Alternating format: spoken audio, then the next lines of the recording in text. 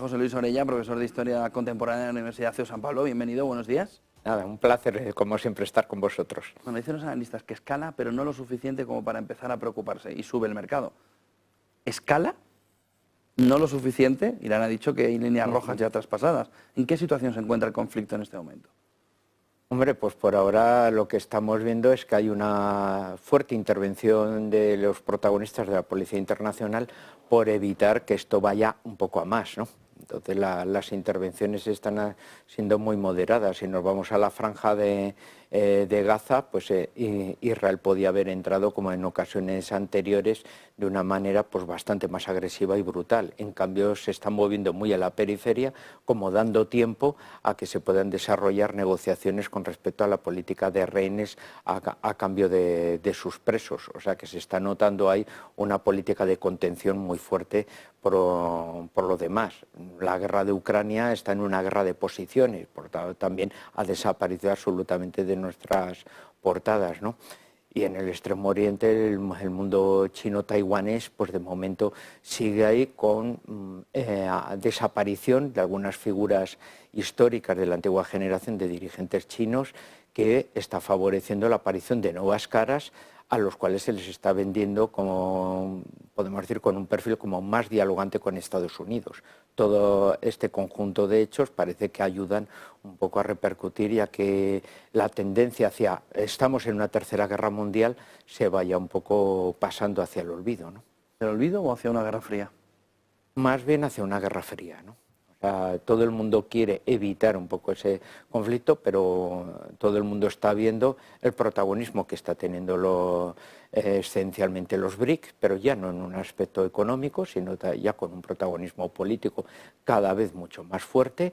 La gran orientación que está teniendo Rusia, totalmente determinada por las economías asiáticas, incluso como ya la India, bueno, pues está beneficiando de una manera escandalosa, entre comillas, bueno, pues de todos los suministros energéticos que proceden de su lejano vecino del norte, y como ya los países intermedios están desarrollando, bueno, pues cómo se puede más o menos regularizar ese tipo de suministros con nuevas redes de oleoductos, etcétera. O sea, se está componiendo pues un bloque asiático que está buscando sus alianzas en el mundo africano y en el mundo hispanoamericano para crear, desde luego, un bloque que vaya teniendo sus propias características con respecto al que siempre hemos hablado de bloque atlántico o mundo libre, etc., etc., ¿no?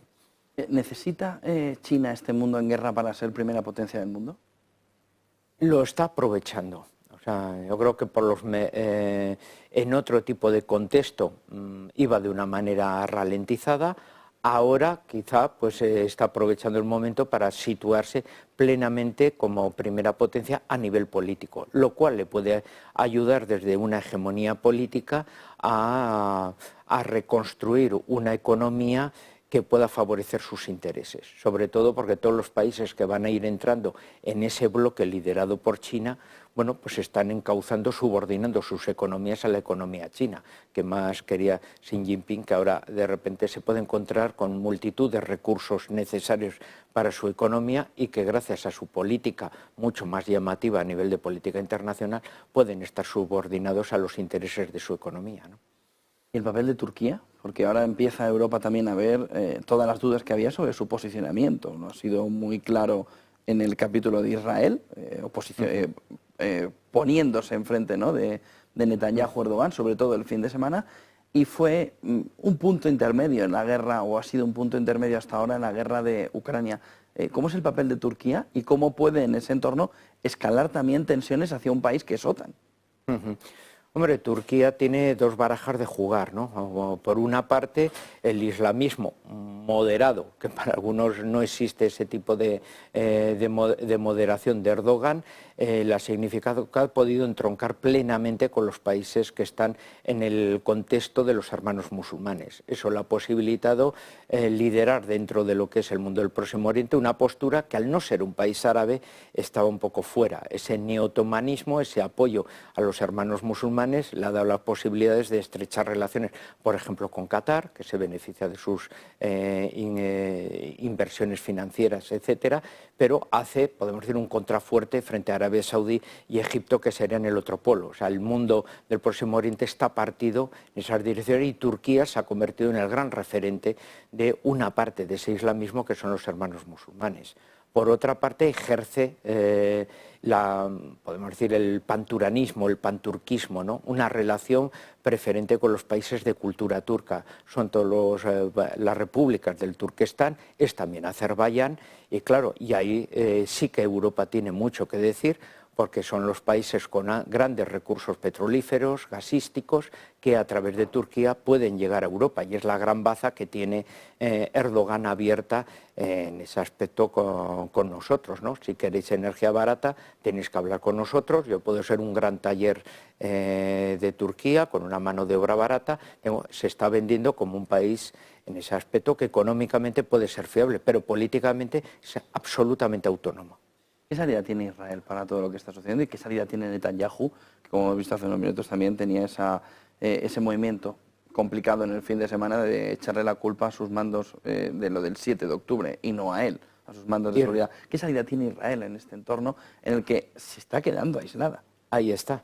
Y era quizá el principal objetivo de Hamás, porque la política estadounidense estaba abriendo a que muchos países musulmanes, fuesen árabes o no, reconociesen la capitalidad de Jerusalén de Israel y abriesen delegaciones diplomáticas con Israel. En una palabra, estuviese integrado dentro de la región. Ahora todo eso se ha congelado. Netanyahu lo único que está haciendo es intentar dar la imagen un poco de sus antecesores en el Likud, como Begin e Isaac Shamir, políticos muy fuertes que han sabido defender la estabilidad de Israel, pero desde una posición de fortaleza poder negociar con los países vecinos unas situaciones que, por ejemplo, Begin fue el que restauró en parte el diálogo con Egipto, ¿no? Entonces Netanyahu yo creo que va a intentar defender esa posición de fortaleza, ganarse a su propia población, pero sabe que desde una posición de fortaleza los países árabes admiran al fuerte y por lo tanto se puede hablar con alguien fuerte porque es una garantía de estabilidad, ¿no? Entonces yo creo que va a ir un poco por ese camino, pero un camino que puede abrir las puertas de los demonios.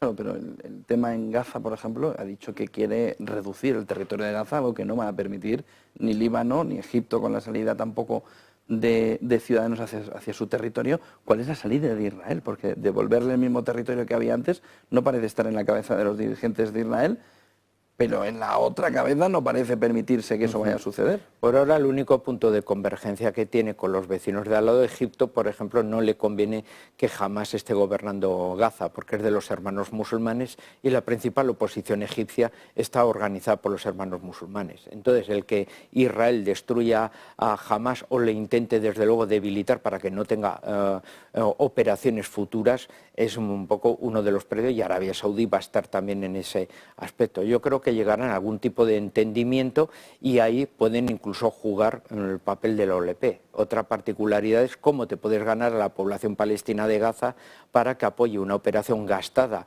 y con mucha fama de corrupción como es la OLP, en vez de Hamás, que es la que ha estado ganándose un poco a la gente y ahora le está dando sus frutos con esa política de gran agresividad y violencia, ¿no?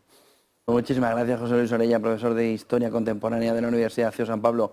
Buen día y buenas clases. Nada, igualmente. Me has dicho antes que todavía no, ¿no? Todavía no. Todavía hay que esperar. 8:55, enseguida volvemos.